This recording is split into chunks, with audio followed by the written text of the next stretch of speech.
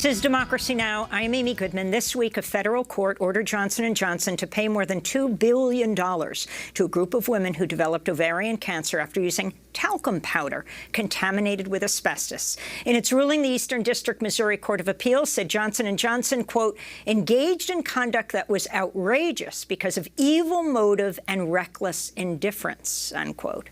The appeals court reduced the original verdict amount from 2018, which had been $4.7 billion. But Johnson & Johnson still faces thousands more lawsuits. It recently stopped selling its brand of talcum powder in the United States and Canada, but it continues to sell the products overseas. The lawyer for the plaintiffs told consumers they should throw away any baby powder in their homes. According to internal memos, Johnson & Johnson knew that asbestos may be in its talc products for at least half a century, 50 years.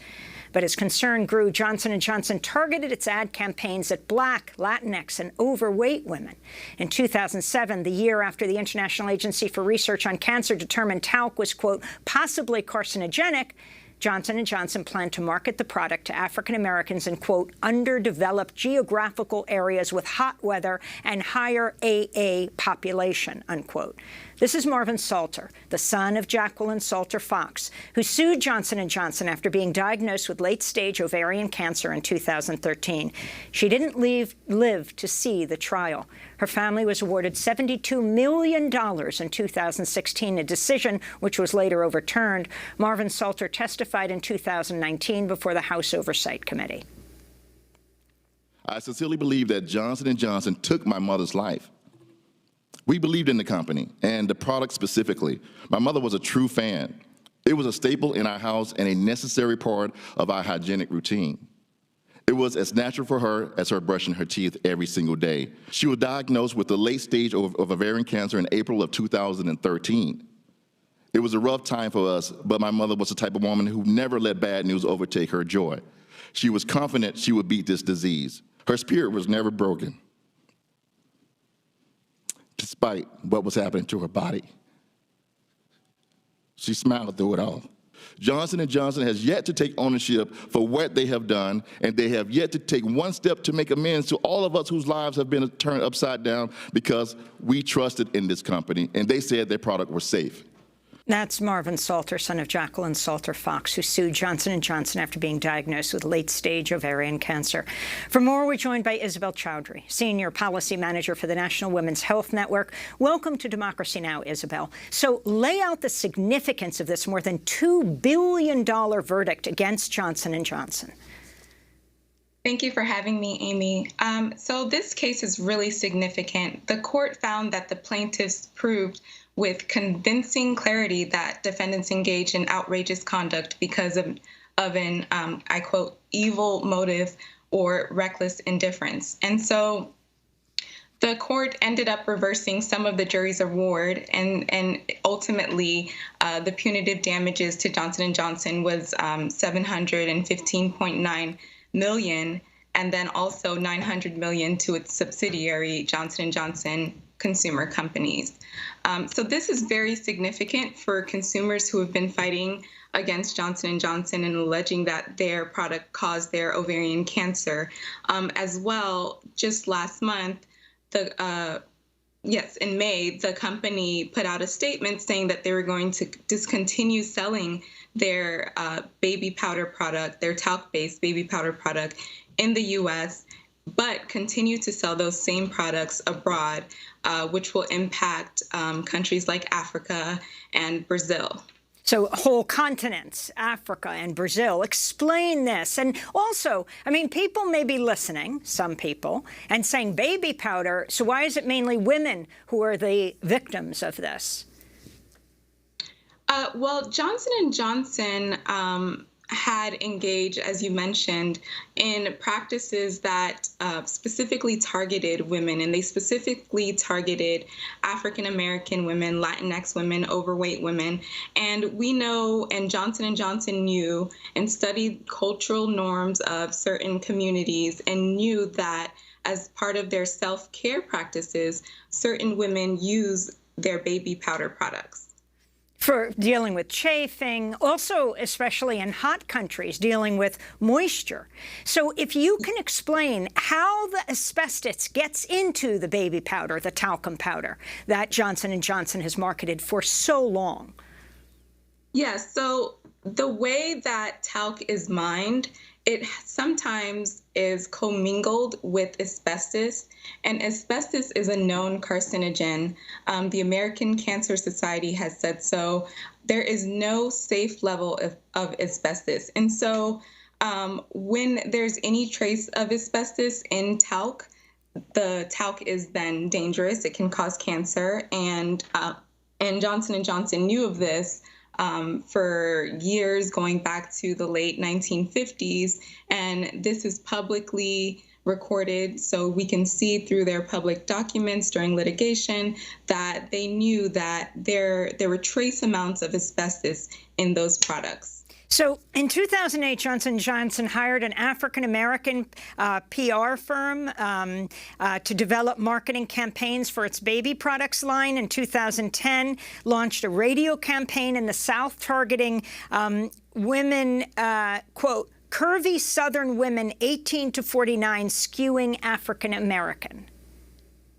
Yes, so the company contracted with a North Carolina marketing firm called Segmented Marketing Services, Inc., which specialized in promotions to ethnic consumers. And they distributed 100,000 gift bags containing baby powder and other Johnson & Johnson baby products in African American and Hispanic neighborhoods in Chicago.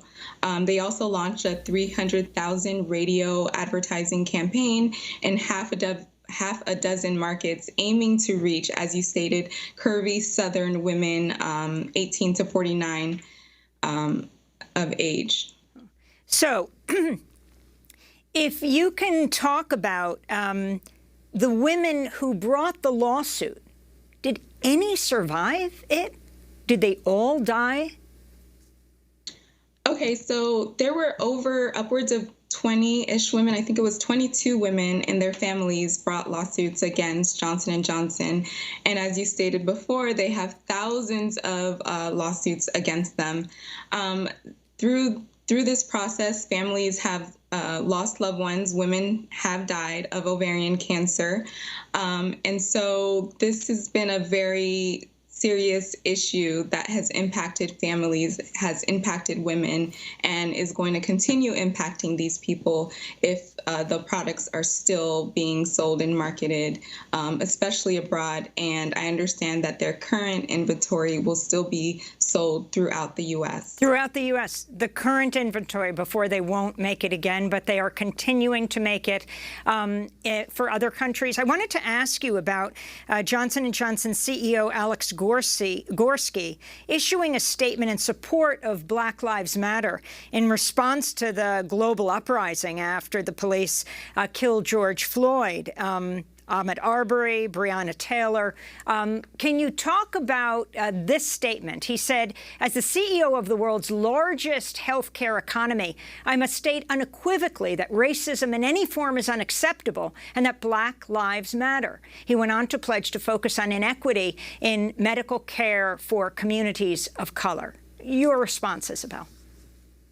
My response is that the work of equity and justice needs to go beyond mere statements. So Johnson & Johnson joined a chorus of many companies who have pledged to address racism and, stating Black Lives Matter, and especially after the recent events that has led to the uprisings and protests. And so based on their own practices, their historic practices of targeting Black and Brown communities, historically marginalized communities, this statement is just not enough.